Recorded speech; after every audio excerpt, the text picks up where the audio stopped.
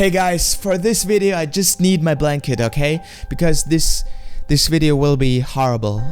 My name is Mats, we are the Hey Squad. Subscribe if you're new here. Let's go with this video with the most brutal torture methods. We begin with the first one, necklacing. Let's go. Necklacing is a horrific torture that involves forcing a rubber tire filled with gasoline around a victim's chest and arms, and then setting it on fire. The victim may take up to 20 minutes to die, suffering severe burns in the process. In South Africa, Nigeria, and India, necklacing was a common sentence carried out by angry mobs to Okay, that hurts, I guess. That hurts, but these are like torture methods from all around the world, right? Not only from the medieval, because medieval torture methods, they were like horrible as well. Okay, let's go on. punish suspected thieves and rapists in the 1970s and 80s. Brazilian drug lords are also known to have necklaced their enemies, most notoriously the journalist Tim Lopez in 2002. After he was kidnapped by local drug dealers, his hands, arms, and legs were severed with a sword while still alive. They then stuffed his body in gasoline-filled tires and set it on fire.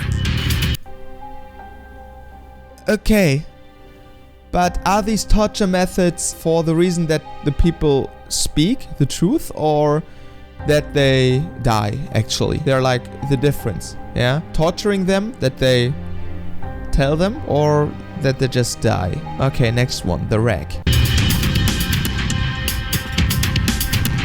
The bone-snapping, ligament-tearing torture device known as the rack was one of medieval Europe's favorite interrogation platforms. Essentially, it is a table that has two rollers on either side. The victim's ankles are fastened to one roller and the wrists are chained to the other. A handle and ratchet mechanism attached to one of the rollers is used to gradually increase the tension on the chains, inducing excruciating pain. Over time, the sufferer's joints are dislocated and eventually separated. One horrifying aspect of this torture is hearing the loud popping noises made by snapping cartilage. Okay, to a point, your body is like flexible, right?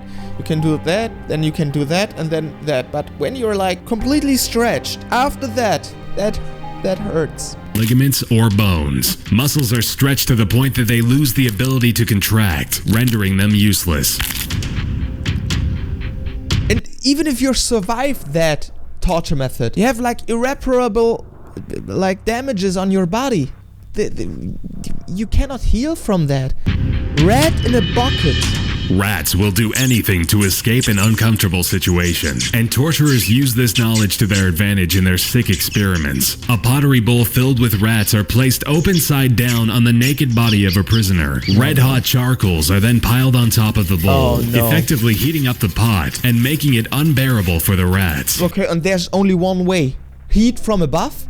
So there's only one way to escape, and the rat's only way out is to gnaw into the very bowels of the victim in an attempt to escape the heat. In one documented occasion, during the Dutch revolt in the 16th century, a prisoner of war endured this torture. After the rats ate through his flesh and scratched at his intestines, the hot coals were then inserted into his stomach. What the? They were like very creative. They were like, this is another reason they were so creative back then. They put like resources, like their whole creativity in like torture methods. How can we kill people in a most brutal way? I wouldn't even come to this idea to put a bucket upside down on the belly of a guy and put rats in there and put hot coal on it so that the rats can eat through the belly from this person. I wouldn't even come to this idea. This is so creepy. Just put the resources in other things, yeah, to make good streets, to make all your toilet stuff not on the streets and on the roads. Just make a system, or what else? No, they tortured people. That was cinema for them. They didn't go into the movies. They were like watching on public places how people get tortured and that stuff. That is like, oh, this is horrible. What happened back then? Holding his internal organs. Okay, head crusher. Okay, sounds chill. Sounds relaxing at all. Hair crusher. The head crusher is a device that clamps down on the victim's head, smashing it between a metal plate and a rounded iron cap. As the executioner gradually twists the handle, the victim's skull is slowly crushed. Bone fragments from the skull can puncture the brain, causing spontaneous muscle spasms and, of course, brain hemorrhaging. If the person inflicting the pain wants to torment the prisoner even further, he could strike the metal cap with an iron rod, sending echoing pain throughout the person's body. In most cases, the victim is killed, but not... Yeah. But first of all, your jaw breaks, right? First the jaw, I guess, and after that, your head, and you will... Not before the jaw had been crushed, and their eyes had popped from their sockets. Eyes pop out? Okay, the Tucker telephone. The Tucker telephone was an electroshock apparatus used in Arkansas Tucker State Prison in the 1960s and 1970s. Okay, 1969, 70s. This is like not that old. This is not medieval. So currently we have people too who think about the methods how we kill people in a most brutal way. This is so sad. 8 doctors would use this torture device on unruly prisoners. The device worked by placing a ground wire around the big toe of a prisoner while clamping the hot wire to the person's genitals. The wires were then hooked up to a telephone that had been modified to send electric shocks. As the phone was being cranked, piercing electrical currents were sent throughout the prisoner's body. In prison slang, a long-distance call was a series of electric shocks in a row. Any inmate that passed out from the experience would be splashed with cold water and shocked again, intensifying the agony. What? The German chair? German? Okay, for all those people who didn't know, I'm German. I'm a German guy. I'm the German guy doing English reaction video. What's up? My name is HeyMats. We are the Hey Squad. Let's go. Subscribe if you're new here. Okay, the German chair. What the frick is that? Similar to the rack, the German chair is a form of torture often used by the Syrian government against the rebels. When a detainee is yeah, that looks uncomfortable, to be honest. captured, they are placed in a metal chair. Their legs and arms are secured to the seat, while the back of the chair is pulled back and down toward the ground. This causes severe stress on the spine, neck, and other limbs, often causing permanent damage. One man who managed to escape the Syrian torture cell claimed that they stripped him naked and hung him upside down in the chair for 8 to 12 hours a day for 4 days. He says the pain was so excruciating that he begged his captors to kill him. He still has uncontrollable twitching as a result of the torture. Flaying. Flaying, also known as skinning, is an old torture that dates back to 883 BC. It involves different methods to remove the skin from the victim's entire body. The most common form of flaying is to use a knife, inserting the sharp Humans are horrible. They are like monsters. Humans are monsters. Today and back then, like monsters. I don't know. We were like wars. How much punishment, how much pain the humanity has experienced. This is insane. How much pain. I'm so glad to live in this times today. Guys, we make the shout out for today. You know, in every video I make a shout out for one person. In this video it goes out to Let's Go 882. Thank you very much for your comment, for your support, and of course for your sub. If you want to get a shout out in the next video, just of course subscribe my channel and write a kind or a funny comment. You know what it is. And then maybe you get a shout out in the next video too. Okay, let's go on. Blade just below the chin. The cuts start at the face and work all the way down to the toes. In some cases, the skin would be taken off. For how long are you alive before you pass out? Because you pass out quickly, right? Because this pain is unimaginable, unbelievable. You know what I mean? Small sections and be performed slowly until completely done. What's left is a still living person with exposed muscles, ligaments, and bones. No, you already passed out, right? Is it possible that you're still alive? That you're conscious? No, you're unconscious. And this is no. Upside down. The blood is dripping next to your head. This cannot be real. That happened to a few people. You have to imagine that happened to a few people. Face skin still intact. A person could live a few hours up to a day after the skin removal process. Another method involved being severely sunburned and then having the skin peeled off. Lastly, captives would be placed in large cauldrons with only their heads sticking out. Then hot scalding water or oil. No. This is not real. Whose idea was that? Text me. Whose idea was that? A torture method that cannot be real. And imagine to get tortured and it wasn't even your fault. So much people were killed innocently. They were innocent because there are like laws and that stuff, and that was medieval. Of course, many innocent people were killed. This is so hard to believe. Would be poured inside, boiling their skin away. Impalement.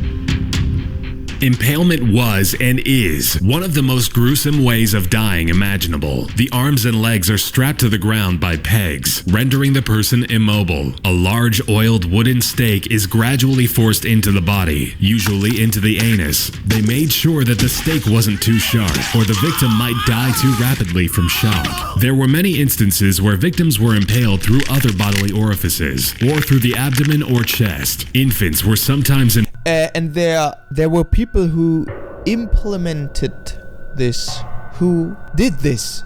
Not the people who created this torture method. People who had this sword or other things in their hand, and they did this a few times a day. They had a strong schedule. They had a really strong schedule.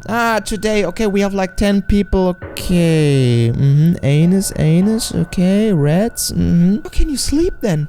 What was in their brain? What did they think? Impaled on the stake, forced through their mother's chests. When the pole was then raised upright, the victim was left to slide down the pole with their own weight. It could take the victim up to 3 days to slowly die. This method of torture... 3 days? They were alive for 3 days. Okay, This is like a very uncomfortable situation. Dates back to 1772 BC, but was made famous by 15th century Romanian Vlad the Impaler. Bram Stoker's 1897 novel Dracula was inspired by Vlad's name and reputation. Recorded instances of impalement are as recent as 1919, during the Armenian genocides. The brazen bull.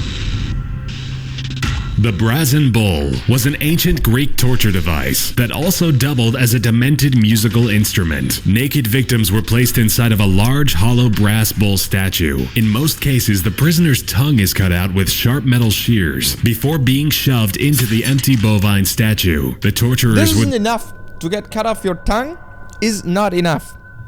Then you get into the brazen bull. No? One would be enough. Both. Then light fires underneath the bowl and burn the person inside It's getting hot in here. alive, raising the heat gradually. The screams of the bowl's occupant couldn't be heard because the thick metal casting acted as a sound barrier. The only opening was through the bowl's mouth that let out smoke from the person cooking inside. A series of brass tubes were located toward the front of the bowl that would resonate the sound of the muffled screams of the tongueless victim. Depending on the intensity of the heat applied under the statue, the prisoner could survive anywhere from 10 minutes to several hours. I guess in this situation, when you're like in that torture, you want to die very quickly, right? I think you are not, you do not even want to survive for hours. Okay?